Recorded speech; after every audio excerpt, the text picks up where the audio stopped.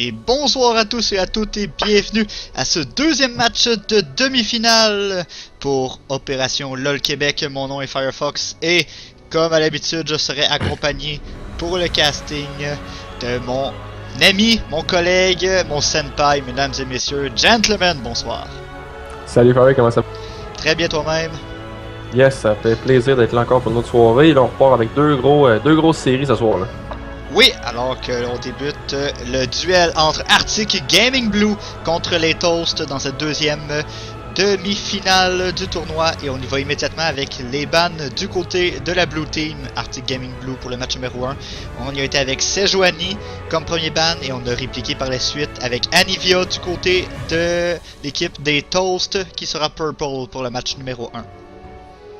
Oui, donc Sejuani qui demeure vraiment, comme dans toutes les séries, là, un ban de méta, un jungle qui est extrêmement fort en ce moment. Donc c'est pas surprenant comme ban, c'est soit pick ou ban, alors probablement qu'on veut jouer le Gragas ou forcer le ban du Gragas. Alors que du côté des Toasts, on a l'air à plus bannir vraiment Target, là, parce que je crois que si on se rappelle bien, on a vu le mid laner de Arctic Gaming sur Anivia et c'était relativement dégueulasse si je me trompe pas. Harry qui est peut-être aussi un de ses bons pocket pick, donc... ça va être à voir. Et la Evelyn aussi, qu'on a vu souvent dans le tournoi, là, deux ou trois games. Donc, on va bannir ça. Donc, pas tant des bans de méta jusqu'à maintenant, à la part Sejuani. Alors qu'on y va par la suite. Là, on revient plus dans le méta avec le Rek'Sai comme troisième ban du côté de la Blue Team là, au niveau de la jungle. Et puis, Gragas finalement. Sûrement... Ah, c'est donc, ça. on reste plus dans le méta avec les junglers ici. Trois gros junglers sur les 4 principaux là, de la méta actuelle. Ça nous laisse nu dans les junglers très forts en ce moment. Sinon, on sort un peu des sentiers battus là, si on va vers autre chose, là, dans ce qu'on voit régulièrement. On a dû vouloir forcer le... Là, on hésite là, du côté de Arctic Gaming. Là, on a rien piqué. Je crois qu'on voulait first pick le Gragas. Par contre, on a bien vu là, du côté des Toasts que c'était le cas. Donc, on est venu bannir ça. Donc, comme tu dis, soit Nunu, qui pourrait être relativement bon. Sinon, on sort un peu, là, donc peut-être plus Nidalee Jungle qui est encore relativement fort. Zac qui est revenu un petit peu. Sinon, Vi qui est toujours un très très bon pick, qui a un bon lockdown sur les ADC. Et en fait, sur n'importe quel target. Et puis sinon, là, on verra bien. Peut-être un Karim Jungle, on sait jamais. Là, on va voir. On a l'air à hésiter, là, il reste 8 secondes. Alors qu'on prend son temps comme premier choix exactement du côté de Arctic Gaming Blue. On prend toutes les secondes et finalement on va verrouiller le Ekarim dans la top lane. Ouais, donc on a voulu prioriser le Ekarim sur le pick de la jungle. Ekarim qui est le god tier en ce moment. C'est soit pick ou ban. C'est extrêmement fort. La mobilité, énormément de damage. On devient relativement tanky. Ça forme très bien. Donc vraiment un excellent pick. Et on réplique là avec le Nautilus qui va soit être dans la jungle ou on a vu beaucoup de top lane ici. J'ai regardé pas mal de solo queue des challengers de ce temps-ci. Et puis il y a quand même pas mal de top lane Sion qui sort. Donc c'est curieux, mais là ça peut soit aller support, jungle ou top lane. Ça va être à bon. Exactement. Alors qu'on attend aussi l'autre choix pour Freddars pour poursuivre. On prend vraiment notre temps là. On sent qu'on est en demi-finale, les choix sont tous importants ici. On veut absolument gagner le premier match et prendre le tempo de la partie. Et ce sera finalement dans la top lane, choisi par Freddars. J'ai un nom si vous voulez faire ça. Malphite. Je sais pas pourquoi. J'avais juste Nautilus dans la tête encore. Je cherchais le nom, excusez-moi. Malphite qui sera choisi finalement comme top laner du côté des Toasts. Ouais, très probablement top lane. Donc ça va soit être un jungle Nautilus ou un support Nautilus parce que Malphite, qui est relativement un safe laner, va pouvoir farmer plus tranquillement vu qu'il est plus naturellement tanky, va pouvoir survivre aux assauts de Karim. Je m'attends à ce que Karim ait quand même plus de CS que Freddars, mais ça reste un très bon pick. Puis le game avec le ult peut setuper des très beaux plays, des très belles teamfights. Justement, et là, on en parlait un petit peu plus, le Nunu qui va sûrement être choisi du côté d'Arctic Gaming Blue. Justement, dans les 4 junglers très forts, selon dans le méta, il restait pas mal juste lui là, disponible. Nautilus, c'est pas méchant non plus, c'est pas mauvais, mais c'est pas dans les priorités des picks là, au niveau du contrôle des objectifs, du CC que ça apporte et des dégâts non plus. Là. Non, c'est ça, c'est vraiment un champ Nunu de counter jungle, de venir prendre les objectifs, donc si on est capable de prendre un dragon très early, genre 4 ou 5 minutes, donc on va devoir là, du côté des Toasts aller warder le dragon très tôt. Et puis le pick de Graves, très bon pick, un D-carry très très très fort en ce moment. Ça fait énormément de damage. C'est un des meilleurs duelists dans le jeu du côté des D-carry. Un très bon potentiel avec le buckshot, le quick draw, le smoke, la grenade smoke, puis le ult. Là, on peut tout garocher ça très rapidement. Même la smoke qui reset le timer d'auto-attaque, donc vraiment très très fort en combo. Ça va être de voir quel support on va y aller. On peut y aller avec Thresh qui a un très très bon combo. Leona qui peut faire des beaux plays aussi.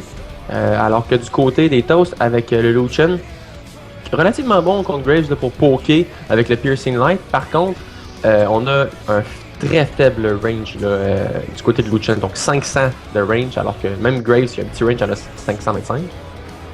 Et puis, pour renforcer ce que je disais tantôt, je crois que ça va être Zac Jungle, évidemment, là, et puis Nautilus Support, donc le petit switch qu'il va avoir. Zac, qui est pas non plus un champ qui deal énormément de damage, c'est plus pour l'utilité là, vraiment, puis la longueur du E pour faire les ganks, donc j'ai hâte de voir comment ça va jouer du côté des Toasts. Alors que du côté de la Blue Team, justement, 4e et 5e choix. On attend les dernières secondes. Le mid laner et le support qui seront choisis. Est-ce qu'on va y aller pour Ziggs et Zyra? Verrouillé et ça devrait être ça. Oh, on change à la dernière seconde pour le Vel'Koz dans la bot lane, sûrement. Vel'Koz support peut-être, ça va être à voir. C'est pas méchant non plus, on a quand même un bon petit CC, un bon poke, bon harass. Ça va être intéressant à voir. Où est-ce qu'on va y aller pour le Ziggs support, pour le zoning? Choix intéressant ici, là, du côté de Arctic Gaming Blue. Ça veut dire que Maverick Bob va plus s'orienter vraiment sur... d'habitude, on a vu récemment aussi dans le tournoi là, les champions qui sont AP, mais qui vont s'orienter plus vers le cooldown reduction pour l'utilité que ça apporte. Par contre, avec Vel'Koz, je crois vraiment qu'on va y aller plus vers l'attaque, l'ability power, le damage. Ça reste qu'on quand même squishy là, du côté d'Arctic. On n'a pas un carré, mais quand même, c'est pas un pur tank. Et Nunu, c'est un tank, mais tu sais, il n'y aura pas beaucoup de frontline. Donc, Karim va vraiment devoir diver. Et puis, donc, j'ai hâte de voir comment Maverick va le jouer. C'est pas un combo mortel, sauf que c'est une kill lane, dans le sens que si Vel'Koz va snowballer avec Graves, ça peut devenir extrêmement dangereux. Et puis, du côté des Toasts, là, juste pour faire remarquer, on a 4 knock-up. On a vraiment beaucoup de CC. On a ult à Malphite, le E, le ult à Zac, le Q de Master Briar qui va venir knocker up aussi, ralentir, puis Robito qui peut ulter quelqu'un pour le focuser. On n'a pas de spell shield du côté d'Arctic, donc il va falloir être très prudent, surtout avec Draxus. Donc, moi je m'attendais peut-être, là, si Master Briar l'aurait joué, à peut-être voir un Yasuo sortir avec le nombre de knock-up qu'on avait, mais c'est pas vraiment dans la méta. C'est rendu tellement squish que ça m'aurait peut-être surpris en même temps aussi. Là. Donc, Cho'Gath, un très bon champion, pourra jamais se faire deliter. À part si vraiment on s'acharne sur lui. Là. Et puis, Velox, qui a joué contre ce Cho'Gath-là, va avoir beaucoup de pauses. Donc, très bonne game là, qui s'en vient ici. Là. Alors qu'on amorce le 3 minutes de délai pour la partie et on va pouvoir regarder les match-ups en commençant dans la top lane. General Gatsby avec Ikarim va affronter Fredars avec Malphite dans la top lane. Sans surprise, on va voir un Ikarim avec Teleport et Ignite, pas de flash de ce côté-là, et Malphite avec le flash et Teleport. Ouais, donc c'est ça. Très commun là, comme lane relativement. Ikarim qui n'a pas vraiment besoin de son flash. S'il conserve son E pour les bonnes raisons, il va être capable toujours de sortir de pétrole. Dans la jungle, ce sera Krax avec Nunu qui va affronter Zac dans la jungle flamant par Mark Crescent. Oui, donc Mark Crescent qui a choisi Zac, qui n'est pas vraiment un meta pick, mais qui revient un petit peu à la mode dans le sens que ça a beaucoup d'utilité. Et puis avec la page du Cinderhawk, ça devient vraiment très énorme. Puis avec les blobs puis le passif que ça apporte, si on gère bien ça, ça peut être très très très utile. Nunu qui lui, donc on n'aura pas vraiment je m'attends pas à avoir des gros counter ganks de la part de Nunu. Par contre, on va sûrement aller faire beaucoup de counter jungle parce que le clear speed de Zac n'est pas nécessairement le meilleur. Et puis peut-être même un drag là, très early. Par contre, Mark Crescent va sûrement s'orienter beaucoup vers les ganks, peut-être maximiser son E en premier pour avoir le range pour la réduction de cooldown. Donc, c'est deux styles très différents dans le jungle. Dans la mid lane, on va voir Velox qui va jouer Ziggs et Master Briar qui va jouer Cho'Gath. Si on regarde les Summoner Spells, Heal du côté de Velox et Ignite du côté de Master Briar. Évidemment, c'est ça. Là, du côté de Master Briar, on doit vraiment y aller all-in. Si on veut aller faire le wombo combo de Cho'Gath, c'est de lander les spikes, ensuite de lâcher le silence, de se rapprocher, puis de faire le bite avec le R. Donc, si on pop l'Ignite avant en plus, on s'assure presque d'un kill là, sur un petit Ziggs. Donc, c'est pour ça qu'on prend l'Ignite. On veut vraiment se rapprocher puis y aller all-in pour avoir le kill. Par contre, Ziggs, qui lui, veut vraiment rester à distance. Donc, il veut pas se rapprocher dans le range pour lander l'Ignite, pour placer l'Ignite sur quelqu'un. Il veut vraiment rester à distance, toujours lander son poke. Ici, surtout dans le P3, peut utiliser son heal pour sortir de là. Et puis en plus, imaginez un heal là, sur Cho'Gath. Le heal qui au début, vers la fin de la game, c'est 350 HP, je crois. Lorsque Cho'Gath est rendu à 4000 HP, c'est pas ça qui va faire une très très grosse différence s'il se retrouve proche de la mort. Exactement. Dans la botlane, Draxus et Maverick Bob du côté de Arctic Gaming Blue vont jouer Graves et Vel'Koz.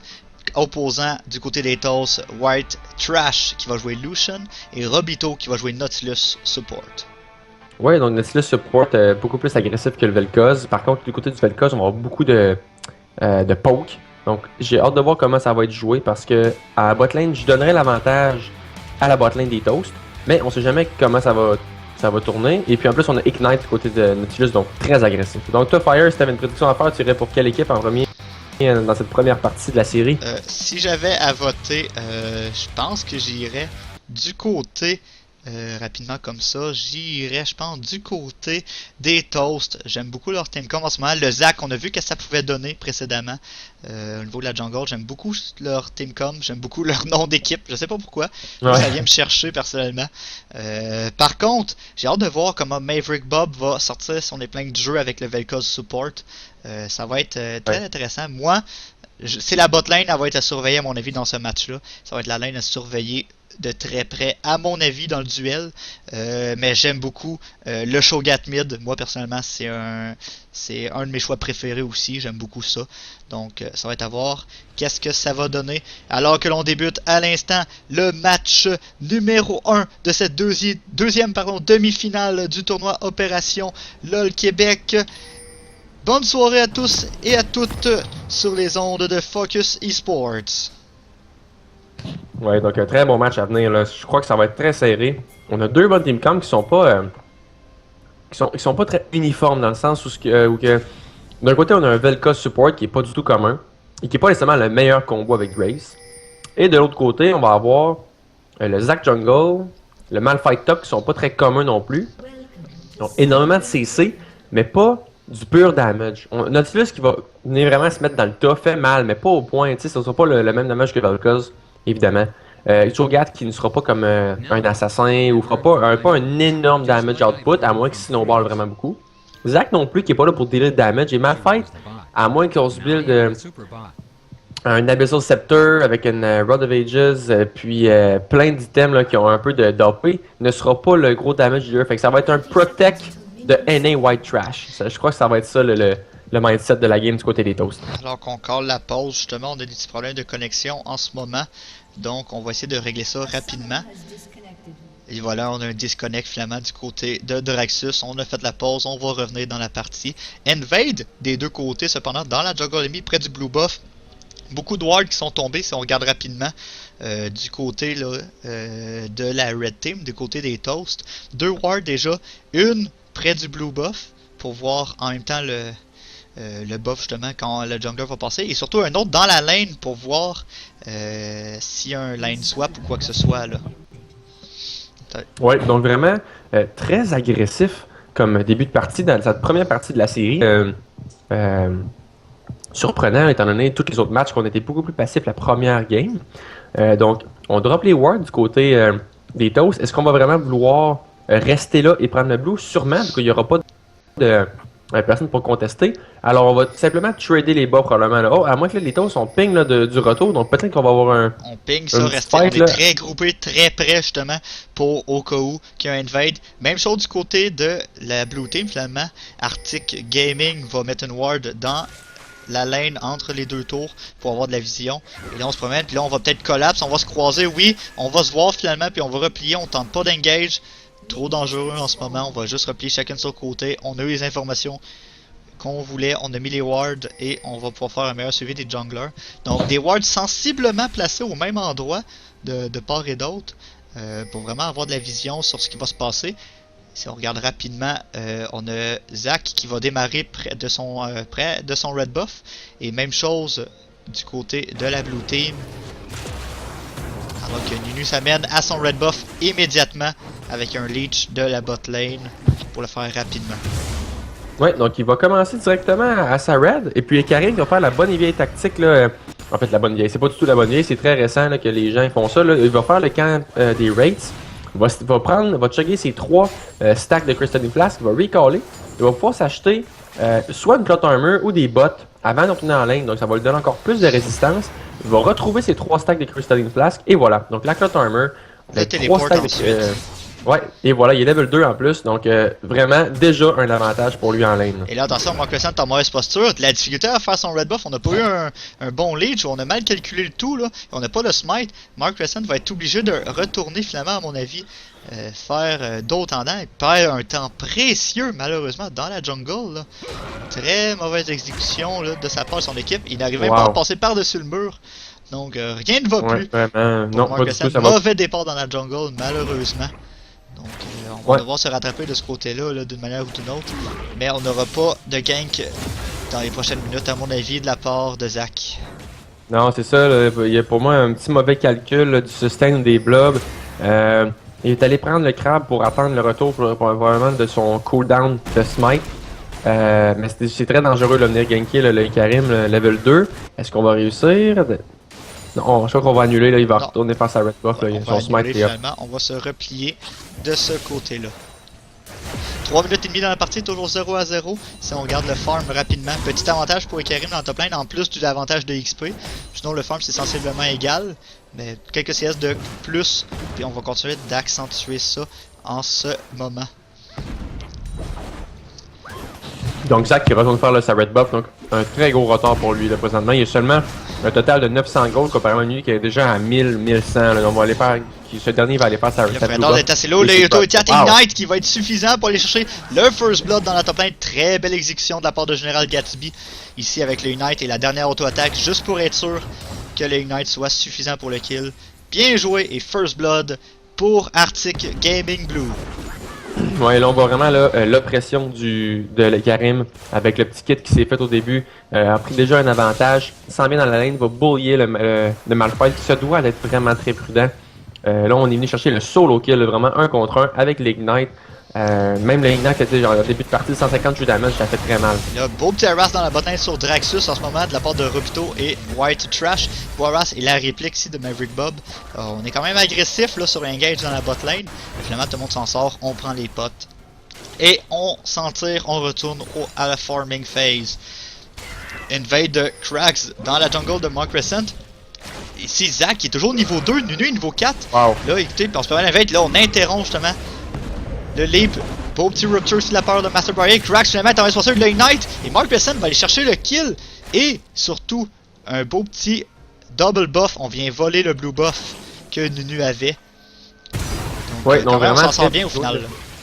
Oui, très bien joué ici là, du côté des Toasts. Ouf! Là, ça a failli le Piercing Light aller chercher Valkyrie, mais on s'en sort correct. Là. Exactement. Donc là, Mark Crescent qui va réussir à venir un petit peu de l'arrière avec ce kill-là, ça va l'aider. Mais j'ai l'impression, là, à chaque fois qu'il fait son E, il va le rater. Je sais pas si c'est parce qu'il joue en Smart Cast. D'habitude, il joue pas en Smart Cast. Là, parce que là, dès que tu lâches ton E, ça le pop. Là, je sais pas. Là, beau petit gank au mid ici sur Velox qui est assez lourd. Est-ce qu'on va Tower Dive là? Et le passif de Zac va proc. Velox va-t-il tenter d'aller chercher le kill? Le Raptor, non, pas suffisant pour aller chercher Velox. Est-ce que Zac va survivre? Non, Velox va aller chercher finalement le double buff. Trade completed. Et Zac va mourir finalement en plus du passif Tower Dive manqué de la part de Mark Crescent. Rien ne va bien, on a manqué la jungle, on a réussi à aller chercher un kill. Mauvais Tower Dive ici. Écoutez, si j'ai pas, il vient de péter sa fiole en deux, je sais pas trop là, mais ça va, c'est pas un très bon début de partie pour lui là. Non, non, pas du tout là, vraiment là, qui est encore level 3 alors que Nunu est level 5. Va devoir tourner à sa jungle puis faire les wolves, le Krugs, parce que là ça va pas très bien pour lui. Là. Il y a seulement 6 CS. Donc une chance, il y a eu un kill, donc ça lui donne environ le même nombre de CS là, en termes de gold que Nunu. Donc ils ont un gold, Nunu qui a peut-être 300$ de plus à peu près. Là. Et puis sinon, va devoir jouer de façon plus constructive, là, je dirais, parce que là ça fonctionne pas pour lui là, en ce moment. Il faut qu'il change son style. Ouais, il va falloir qu'il se reconcentre, qu'il se reprenne en main. 6 minutes 45 dans la partie, c'est 2-1 en faveur de Arctic Gaming Blue en ce moment. L'écart de gold est de 1500 en leur faveur en début de partie. 2-1 les kills, le first blood un peu plus tôt par General Gatsby dans la top lane. Il y a une réplique du côté de l'équipe des Toasts dans la jungle suite à un invade de Cracks avec Nunu qui s'est fait prendre à son propre jeu. Et ensuite le tower dive raté de la part de Mark Crescent avec Zach qui a donné un kill et le double buff à Velox au mid.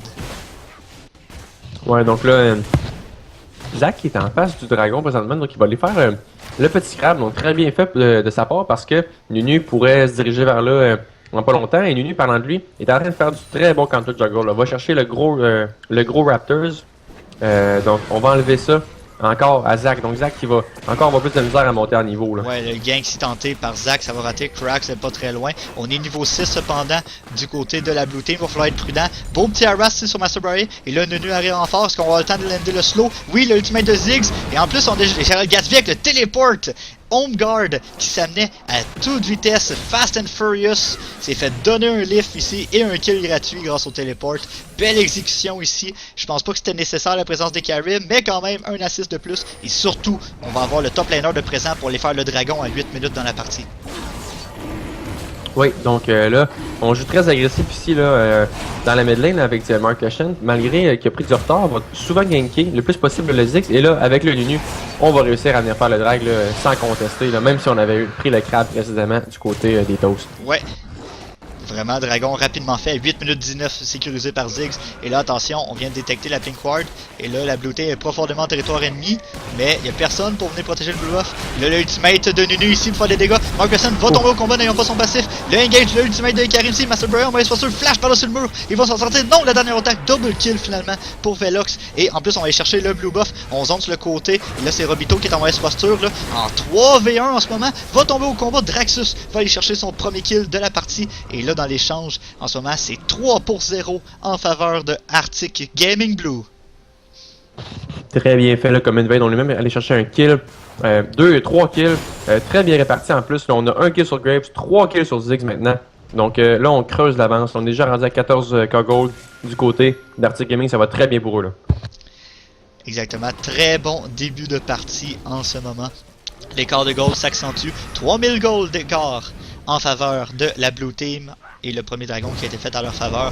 Donc on accentue la distance. Ici on a Fredas qui utilise son ultimate sur Velox. Velox en mauvaise posture. Va essayer de retourner vers sa tour. De plus de mana vient. Zach s'amène en renfort aussi. Le Croc c'est pas très loin. Le heal utilisé par Velox ensuite dans la mid lane. Et là on counter gain du côté. Fredas est assez low. Velox va aller chercher un 4ème kill finalement sur l'échange. On continue le fight. On n'a pas beaucoup de mana. Le ultimate de Ziggs pardon ici. Et là on a Gatsby qui arrive en renfort sur Mark Crescent. Mark Crescent tombe Taylor. Va tomber au combat. Et le kill va à Cracks. Master Brian tente de se sauver par la suite. Mais on continue à chase du côté de Velox et Cracks. Master Brian tente de se sauver, va subir des assauts d'ennemis. On tente de chercher le kill sur Cracks et oui, finalement, ça va être un 1 pour 1. Master Brian s'en sortira pas les mains vides avec le Ignite. Et dans la bot lane, en attendant, on va aller chercher la première tower de la partie Draxus et c'est 10-2 en faveur de la Blue Team. Ouais, donc là, on a un delay de Ace, si je pourrais dire ça. Donc, on est vraiment allé chercher les 5 kills. Et puis là, ça va pas très bien du côté des Toasts. En ce moment, on a fait de très beaux plays un peu partout sur la map.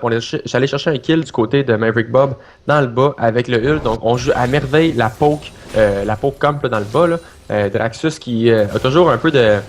est toujours safe un peu parce que Maverick Bob va toujours poker Robito et White Trash vers leur turret. Et là, même réussissent à prendre la turret. Donc on va sûrement faire une rotation vers le mid pour appliquer encore plus de pression. Mais on va prendre la turret là, pendant que je dis ça. Là, on a Zach qui s'en vient, mais on est tellement en retard. On a seulement 24 CS niveau 6. On peut pas faire beaucoup là, présentement avec Mark Crescent. Master Brian peine à tenir le ultimate de Ikarim en dessous de la total dive avec le Ignite. Finalement, c'est Velox qui va aller chercher le kill, la bombe, le dernier petit bounce va aller sécuriser le kill, le voler entre guillemets à General Gatsby. Et le counter gang arrive, Mark Crescent arrive au mid en renfort. Mais on va faire demi-tour, Fredas c'était pas loin aussi. Bon, on était pas prêt à engage, pas d'ultimate de la part de Malphite non plus. Donc, on va retourner vers leur tour et c'est 11-2 en faveur de la Blue Team.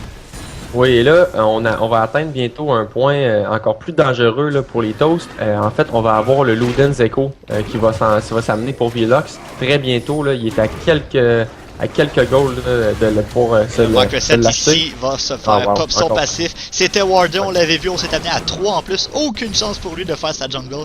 Regardez-moi la vision partout autour. On sait exactement où il est, qu'est-ce qu'il fait. En plus de son mauvais départ là, qui l'a pas aidé, on le counter dès le début en ce moment. Pas le temps de niaiser sur Mark Crescent. On le counter du début à la fin. En plus que Graves a cherché une deuxième tour de la partie. Troisième pour son équipe.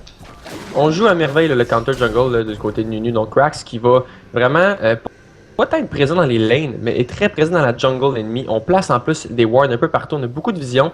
Et on joue la rotation à merveille aussi. On a envoyé au top Maverick Bob et Draxus pour aller continuer d'appliquer la pression. Et on a envoyé dans le bas, dans la botlane, General Gatsby qui est presque rendu là, à la turret tier 2. Et tu regardes qu'il ne peut pas vraiment l'arrêter. On a beaucoup trop de damage là, du côté des Karim.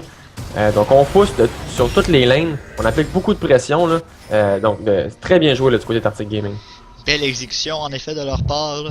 En plus le Ziggs, justement le 2 Zeko, comme tu disais, qui s'est amené de son côté 7-0-3 en ce moment, Velox. Très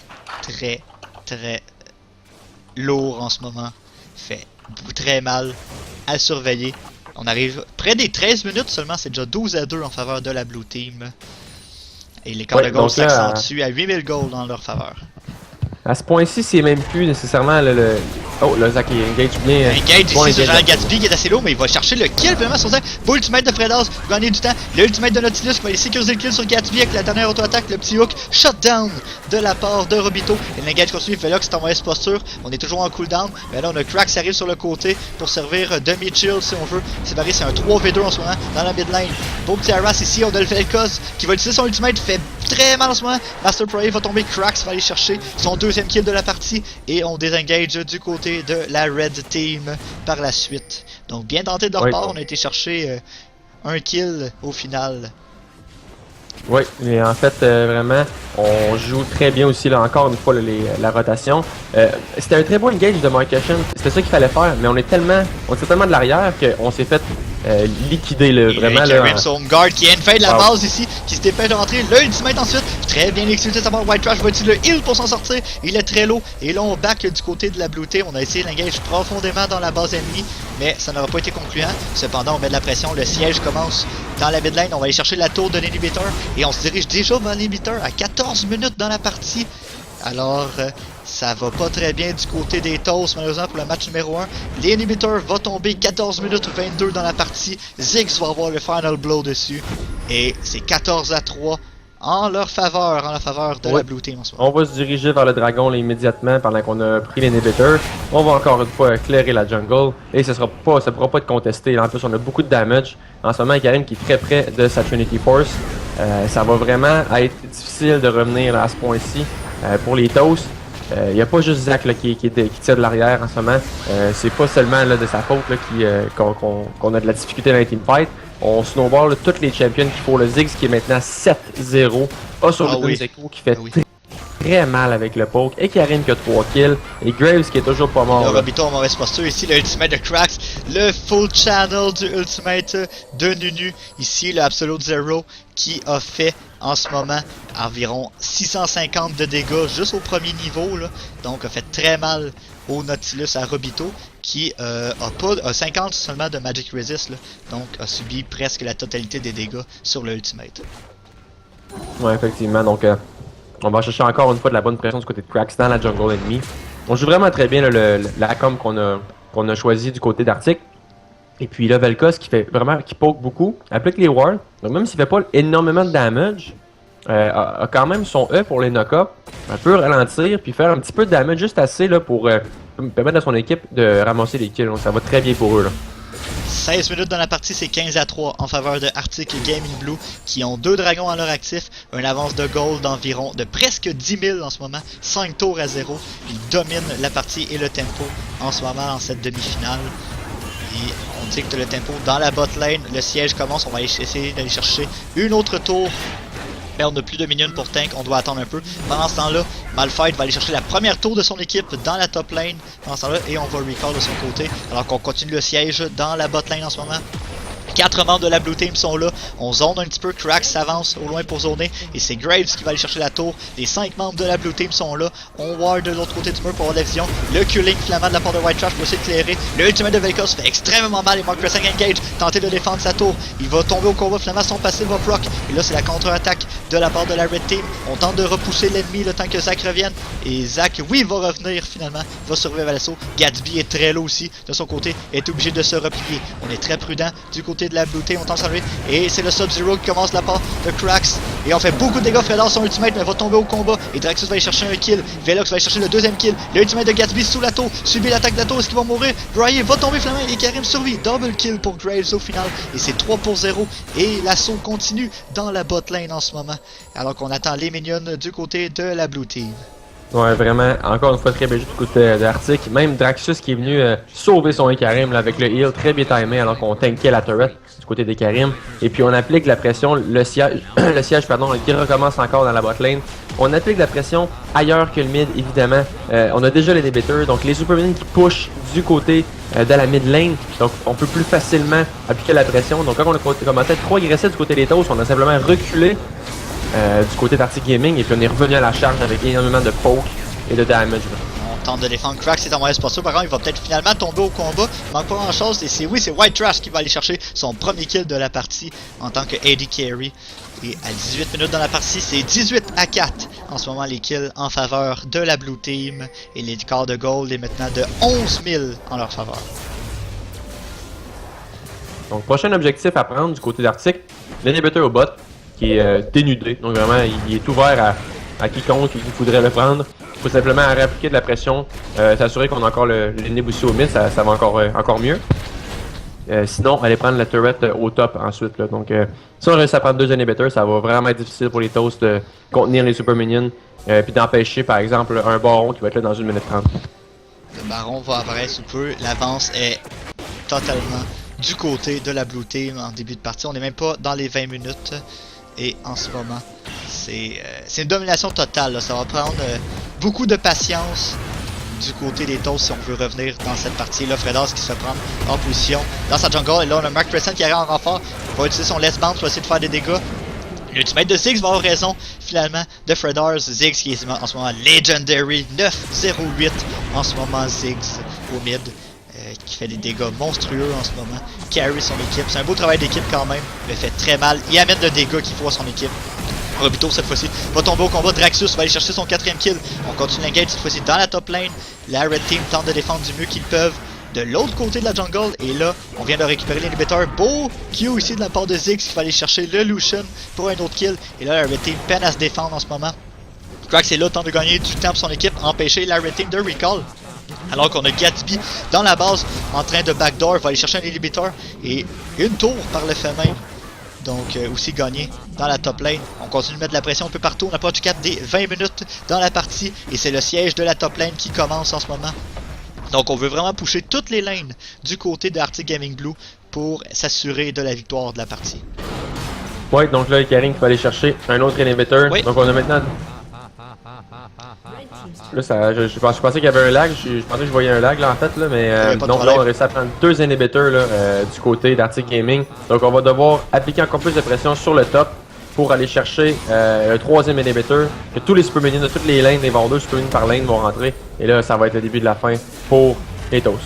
Ouais, les 3 inhibiteurs sont down en ce moment dans la base de la Red Team, c'est mal parti. Et Draxus va aller chercher un autre kill unstoppable en ce moment sur Grave 5-0-2. Et le surrender qui est call. Et ce sera la fin du premier match. GG pour Arctic Gaming Blue qui gagne le premier match du 2-3.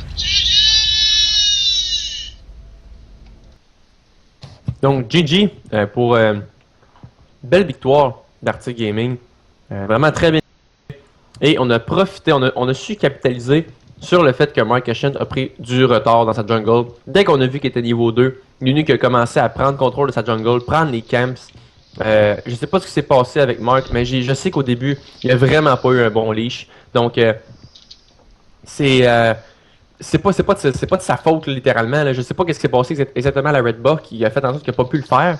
Par contre, ça c'est certain que le leash n'était pas suffisant, donc on va devoir plus l'aider s'il rejoue encore ce champion-là dans la prochaine partie.